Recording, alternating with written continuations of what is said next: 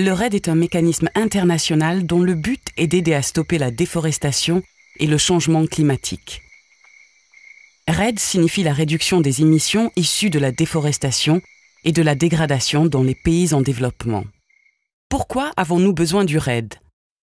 Parce que la destruction des forêts tropicales émet environ autant de gaz carbonique que l'ensemble du secteur du transport. Sans solution à la déforestation, il n'y aura pas de solution au changement climatique. Les forêts tropicales abritent la moitié de la vie sur Terre et génèrent des services fondamentaux pour la planète, tels que la production des pluies et le rafraîchissement des sols.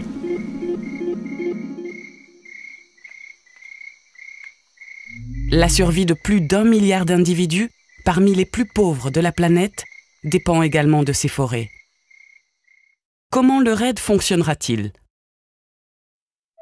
Tout en réduisant leurs émissions de gaz carbonique, les pays industrialisés, adhérant au REDD, paieront les pays en développement pour préserver leurs forêts.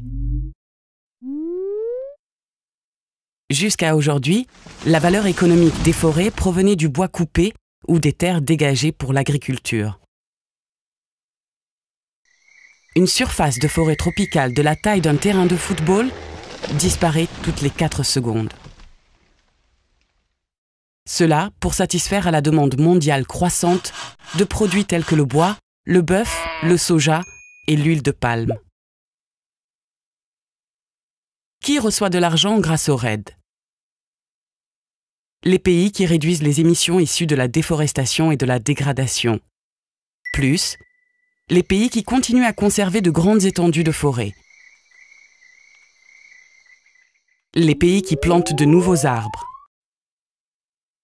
Et les pays qui utilisent leurs forêts de manière durable. Quand le REDD commencera-t-il? Dès que possible, car une fois décimées, ces forêts seront perdues pour toujours.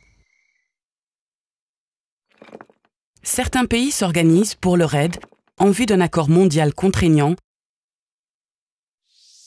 et beaucoup d'activités concernant les forêts sont déjà en cours. Quel en sera le coût? La question est cruciale. Les estimations varient, mais pour réduire la déforestation de moitié d'ici 2030, le REDD nécessitera des dizaines de milliards de dollars par an. Mais ne rien faire coûtera bien plus, chaque année. Comment le REDD fonctionnera-t-il? Ce n'est pas seulement une question d'argent. Les différentes parties prenantes, des fermiers locaux aux gouvernements nationaux et au secteur privé, devront coopérer pour que le REDD soit efficace. Le REDD ne peut marcher que si les besoins et les droits des peuples autochtones et des communautés locales sont respectés. Si les systèmes de gouvernance sont renforcés pour s'assurer que l'argent ne tombe pas entre de mauvaises mains, si les marchandises qui contribuent à la déforestation sont produites de manière durable,